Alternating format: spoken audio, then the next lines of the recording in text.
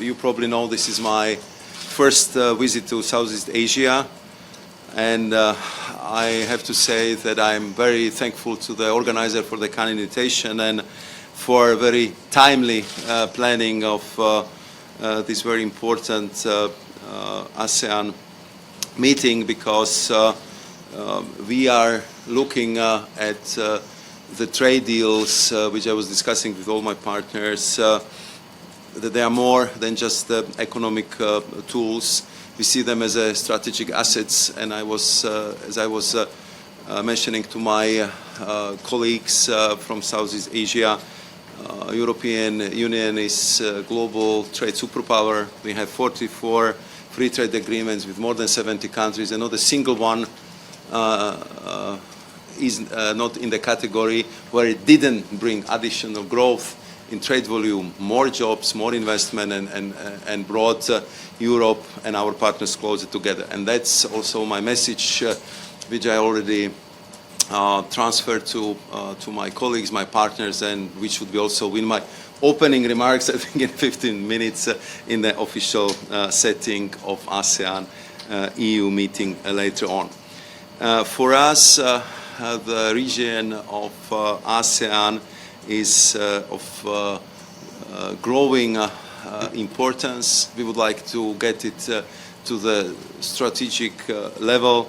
We see ASEAN as a very dynamic, vibrant region, a huge market of 660 million. And after my meetings with the business community and business council, which we had yesterday and this morning, I'm absolutely convinced that not only us on political level, but especially the businesses see a huge opportunity, and they've been giving to me, and I understand to my South Asian political counterparts, a very strong message how important it is to deepen our collaboration and how we can open the doors further for investment and job creation if we conclude our free trade agreements negotiations. As you probably heard, I'm coming directly from Indonesia. It was really a game changer moment in our relationship. 3 years of negotiations, we concluded very important free trade agreement, which is very welcome, not only by political levels, but I heard very, very positive echoes from the business community as well. We managed to eliminate more than 98% of tariffs between European Union and Indonesia, and really open new opportunities and market to each other, and all this would happen within the next 5 years. We expect that the exports from EU to Indonesia, thanks to these measures, would grow in very short period of time by 30%. I think Indonesia has even more encouraging projections for their exports. And just to put it in the monetary value, only on import duties, the European exporters would save more than 600 million euros in duties.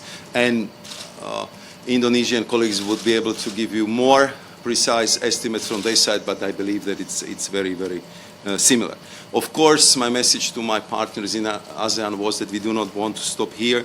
We have advancing very well in our free trade negotiations with Thailand, with the Philippines, but also with Malaysia. We had very important meetings here on the top political level, but also, as I was referring to, with the business community. And of course, I was just suggesting to my counterparts that the best way to celebrate and mark 50th anniversary of dialogue between ASEAN and the European Union would be if all these free trade agreements would be concluded by then, because it would really cement, I would say, the importance of our relationship. It would translate it into very concrete expression of how we are opening up to each other and creating new business opportunities between two of us. In this regard, I had a very good discussion, of course, with Minister Zafrul, but also with the Minister and Deputy Minister of Philippines. we are, as I said, progressing very well with Thailand. And on top of these meetings, we had very important discussions with Australia, New Zealand, South Korea, Japan, and a few moments ago we concluded our meeting with the U.S. Trade Representative Jameson Greer. Here I would like to particularly appreciate that we are well on track implementing our mutual commitments, and we got the information that later today, tomorrow, depending on which time zone we are, that the tariff exemptions will enter into force as in joint statement related to the September 1st, and concrete retroactive applications on the 15% all-inclusive tariff for cars and car parts would be applied retroactively as of 1st of August of this year, which is very important news for the car makers in Europe.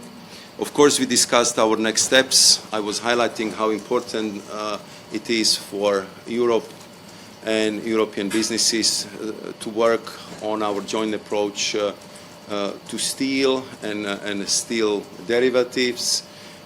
We've been discussing already for quite some time to create a sort of steel union between two of us, because we are not each other challenge. We are not exporting that much steel to each other, but we are faced with a global overcapacity of steel products which are flooding our markets, and therefore we agreed that I will send the letter to the Secretary of Commerce and to U.S. trade representatives with thanking for respecting our deal from 27th of July, and at the same time highlighting how important the issue of steel and steel derivatives is for the European Union and for our future business relationship.